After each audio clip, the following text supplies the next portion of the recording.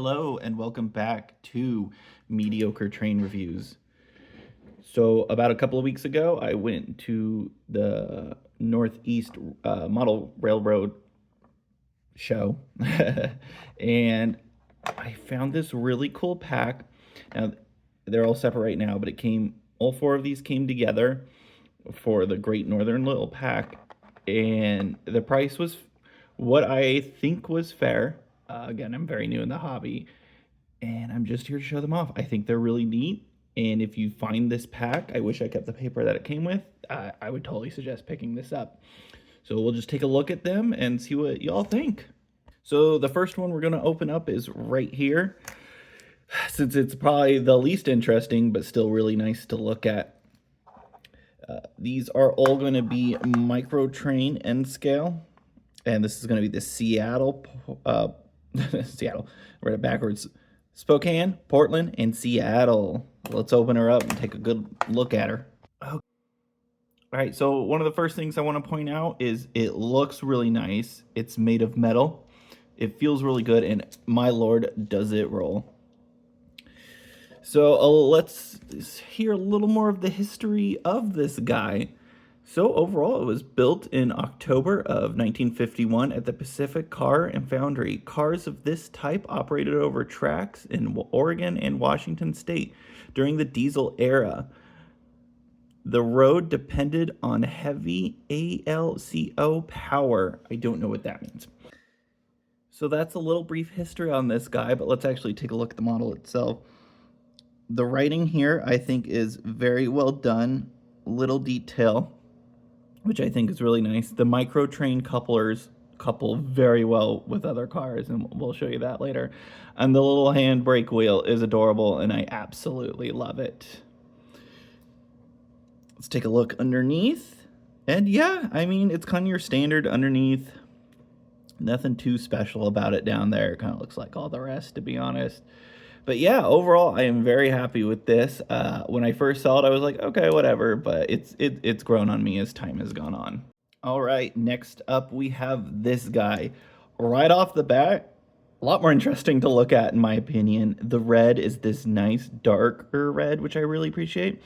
And I don't know why, but it tickles me pink that the coupler itself is red. I don't know. I just really like that little touch to it. But yeah, I mean, it looks great. Burlington right there. It's got all the numbers, these words, everything is very legible. There's no like fuzzy around the edges or anything. It is quite nice. I don't know, I'm just impressed with it. And does it pass the rolling test well? You goddamn right it does. That thing rolls beautifully smooth as well. So let's hear a little more of the history of this guy.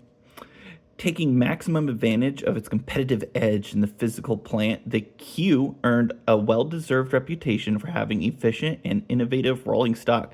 This workhorse was built in May of 1945 with operating bay doors. I really don't know how to get them to work, and I don't want to risk breaking it, so I haven't tried too much, so if someone can help me out with that. But yeah, it looks really nice underneath. There it is. There's your bay doors that are supposedly open. Haven't figured out how that works yet. Got some rabbit hair on the wheel. I'll take a spray can or clean that off later. But yeah, it's lovely. It rolls well. It looks well. I like the red. And again, part of the pack, which I paid, I absolutely no regrets. So let's check out the next one. All right, this is what we have next. It is the 40-inch standard box car with plug door, Northern Pacific. Okay, I'm dropping an F-bomb. This thing's fucking gorgeous. This is almost worth all the money on its own, and especially with the one that's coming up next. It is so pretty. This dark green is absolutely gorgeous with this line that goes straight through. The DF2 looks really nice. The scenic route of the Vista Dome Northern Coast. God, I can't read apparently. Coast Limited. And then, of course, the iconic Northern Pacific Railway. It's just absolutely gorgeous. The numbers kind of blend together on the fives a little bit. If you notice up there, it's just a little bit of a gap. I think that's about the only complaint I have with this in general. The coupler is black. They didn't stick with the color gradient like they did on the red one. But It is just so pretty. The door does not open. It's all there, and underneath is what you expect it to look like from Micro Trains. And yeah, it's absolutely great. No complaints whatsoever. It's just it makes it worth it all on its own. And does it pass the roll check? Honestly, if I put it on the track, that might help. There we go. Yeah, it rolls well. Not it. I was about to complain. No, it feels very good, and it feels like it's got some heft to it. Yeah, overall, it's just absolutely brilliant. And let's read a little bit of the history on the back of the box. This car, a classic RBL, is insulated like a refrigerator car, but does not have ice bunkers or refrigeration units. Built in October of 1959, the DF2 markings indicate that it was rigged for damage-free cargo shipping. Well, I would hope so. So yeah, it's gorgeous. If you see this on its own, I would honestly suggest it. It's just so gosh darn pretty. Anyways, let's look at the final one. Okay, here we are, the final one. So when I was walking around, this is what caught my eye with the pack, the very first. And I mean, just bloody beautiful. This aqua blue color. It looks a little more blue in the video, but in real life comes out a little more green. It's still absolutely flippin' gorgeous. Great Northern Railroad.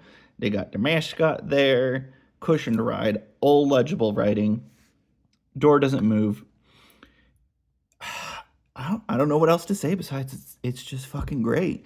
The GN right there looks good. I'm not seeing any like hazing around the numbers like in the last one we saw. And even the little writing there is, if I had better eyesight, I'd be able to read that, but still comes out looking absolutely great. I mean, I don't know what else to say, but it's just so flipping gorgeous. Underside, guess what? Yep, Microtrain's underside. What a surprise. But I don't see under the train very much, so I don't really care. Then, yeah. Oh, sorry about my shaky hands. And then, yeah, there it is. Absolutely pretty. It also has that heft to it. I don't know if there's weights inside. I'm not going to dismantle to take a look. But it feels substantial. Unlike that Rio Grande one that I interviewed it. It felt cheap. It felt light. These do not feel cheap, and these do not feel light. And boy, how did they roll? They roll like that. The slightest nudge, and that thing's taking off. So this is a standard box car with plug door. Great Northern. Not much else to say. Let's read the history, shall we? Built in April of 1964 at the American Car Foundry in Huntington, West Virginia. This car has a 4940 cubic feet capacity and can carry up to 154,000 pounds. Gravy. A 72-inch standard. Oh, Rocky the Goat. I felt like I should have known that. Rocky the Goat.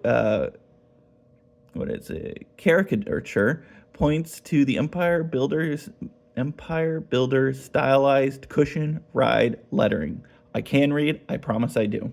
Anyways, yeah, it absolutely gorgeous. If you see this pack, I mean, I just suggest getting it. Like, I got all of 4 of these. They all came together, and I think it was like $40, so $10 a pop. Fair in my book. Again, I'm brand new, so just figuring this out. But let's hook them up and see them lined up, shall we? So here they are, and just, again, I want to look how, boop, oh, coupled. So great. Just a light little, here it comes, I'm coming up, boop, coupled.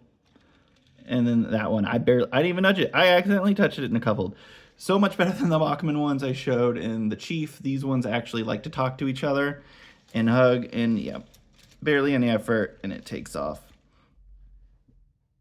So if you see this, I would suggest getting it. Yeah, absolutely. Go get it. If you see it, worth every cent. Would recommend, and I'm thrilled with it. It looks, with the Santa Fe, it looks great. You can kind of see her hiding out in the background right there. And yeah, grab it. Anyways, this has been Mediocre Train Reviews. Thank you so much for watching. Let me know what you think of it. If you have it, what you like about it. Also, again, I'm new to this platform, so let me know if there's something you'd wish I did better. And I talk to you all next time.